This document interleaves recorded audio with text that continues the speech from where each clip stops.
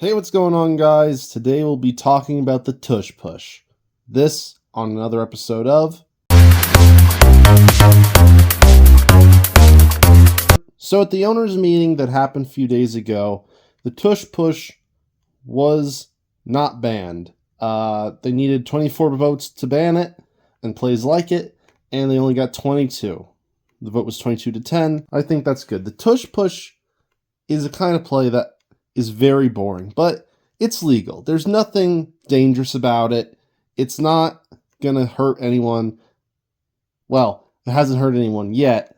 And for the time being, I see no problem with it. I mean, I wish it was a little more entertaining. It's maybe the most boring play to watch on the television, but for all intents and purposes, it is legal. Now, the Packers, of course, were the team behind trying to get it banned, and I just wish them the best of luck because heading into this upcoming season, they played the Eagles, and I can only imagine how much emotion and animosity will exist when they meet. Another rule change that was prevented from happening at the owners' meeting was the Lions' attempt to change the playoff seeding to make it that only 7 teams that would make it in from each conference would be ranked based on their win totals, ignoring the 4 division winners. I'm even more glad that that one didn't go through, because that is basically the Lions crying that they unfortunately had to play the Commanders and got bounced from the playoffs. But back to the Tush Push. The person who's actually most negatively affected by this play, it's not the other teams, I don't think, because the Eagles would probably still find their way into the end zone anyway, but the person who's affected the most by this play's existence is Saquon Barkley. I mean, his numbers are probably reduced significantly by the play's mere existence. The reason I think that is because, obviously, in 4th and short situations, or for like 4th and goal from like the 1 or 2 yard line, where the Eagles use the Tush Push a lot, in those kinds of situations where they don't punt or just kick a field goal, those situations wouldn't normally probably be a handoff to the running back in some way. And that would be Saquon Barkley for all intents and purposes for the 2024 Eagles.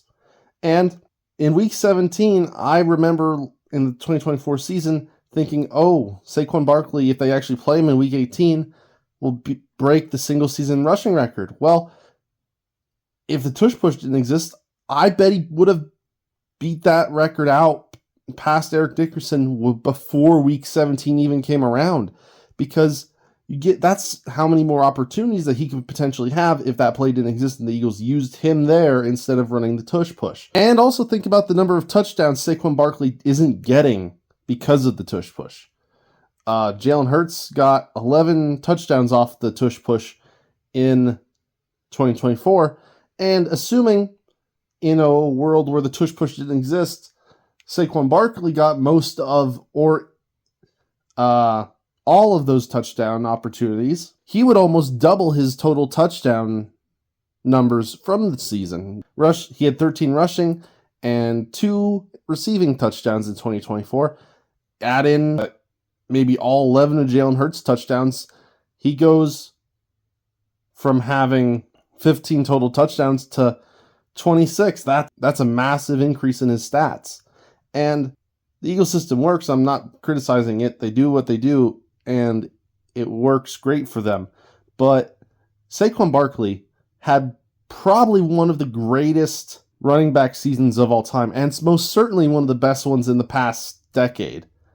And because of this play's existence, it could have been better. He could have broken the single-season rushing record based off of the yardage he could potentially gain off of those 3rd and 4th down opportunities where they ran the Tush Push alone. And the extra touchdowns he would have got if it didn't exist would have probably been close to putting him in the top 3, top 4, maybe top 5 statistically for touchdowns in a single season. With that being said, guys, please like, share, and subscribe down below. Comment what you think about the Tush Push, and I'll see you next time.